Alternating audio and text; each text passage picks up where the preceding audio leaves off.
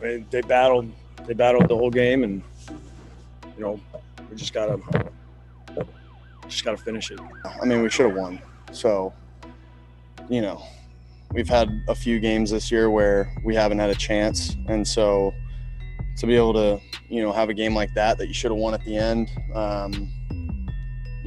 those ones definitely hurt more than any. At the end of the day, the call was the call. The play was the play. It sucks. Over the years, there's been a lot of speculation about what the extra G in Gregg Williams stood for, and on Sunday, it was for gag, as in gagging away a victory. The Jets defensive coordinator made the inexcusable decision to call out an all-out blitz with his team leading by 4 cornerbacks. Williams blitzed 8 players, leaving 3 defensive backs one-on-one with receivers. And obviously, the call burned the Jets as Raiders' speedy rookie wide receiver Henry Ruggs put a double move. So I guess the 31-28 defeat for the Jets will make the tank for Trevor supporters happy, but left some of the Jets players devastated. Anyways guys, if you haven't watched my previous video on the Jets tanking for Trevor, check out my other video at the end of this one where we examine some questionable plays and play calls versus the Patriots back in week 9. So after the game, Jets head coach Adam Gase responded, "Obviously everyone is disappointed. To lose a game like that, our guys work way too hard to go through this shit." And you can clearly see here that Gase is just saying all the right things. The organization is currently sitting with an 0-12 record, and they're so close to Trevor that they actually can see the light at the end of the tunnel. Honestly, it makes no sense for the Jets not to go winless for the remainder of the season. Trevor is such a special talent and a finished product. He's touted to be NFL ready the moment he steps onto the gridiron. With that being said, Jets veteran safety Marcus Maye, who never says anything remotely controversial, criticized the play call by Gregg Williams by saying, "That situation just has to be a better call. We gotta execute, but you gotta help us out at the same time. We fought hard to put ourselves in the position to win. That's the point in the game. We've just gotta be in a better call." Now, Marcus Maye, who's a team captain, was clearly critical of Gregg Williams' play call in the dying seconds.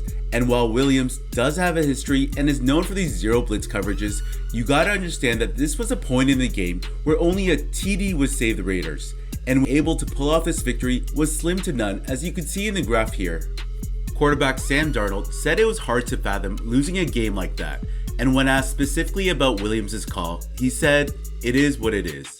Obviously, these players, just after losing a game like that, a lot of emotions are running through their heads, so these responses were somewhat understanding. However, there was one player who, when asked about the play call, took the onus on himself, as undrafted rookie cornerback Lamar Jackson said it was above his pay grade and put the responsibility all on himself, saying he fell for a Henry Ruggs' double move.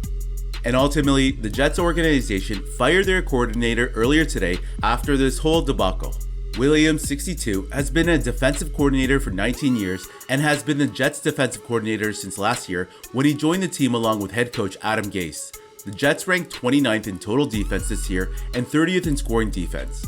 Additionally, it would have been hard to have Williams continue as the coordinator after Sunday's call, especially after defensive captain Marcus Maye publicly questioned the call after the game several times during a Zoom call with reporters. But it wasn't just Sam Darnold and Marcus Maye who responded to the questionable play calling, as other members of the organization at all levels, from the players to upper management, were all puzzled and frustrated by Williams' decision, one that was clearly ego-driven. Gregg is a highly aggressive and often characterized as an abrasive coach, and he's best known for his role in the Saints' Bounty Gate controversy when he was suspended for the 2012 season after the NFL found he had administered the bounty program and lied to investigators about it.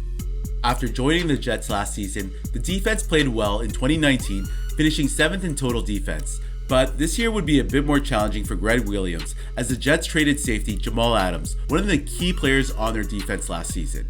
On top of that, back in July, linebacker CJ Mosley opted out a week later, and as the Jets' losing streak mounted, the Jets traded nose tackle Steve McLendon and linebacker Avery Williamson, two of the main leaders on the team. Also, it's being reported that Gregg Williams and Adam Gase clashed earlier this season after Williams took a swipe at the offense during a session with reporters. Williams told reporters that his defensive scoring average was not all on the defense, which was kind of a subtle dig at the offense. With that being said, with Williams out now, the clock is probably ticking on head coach Adam Gase and GM Joe Douglas very soon.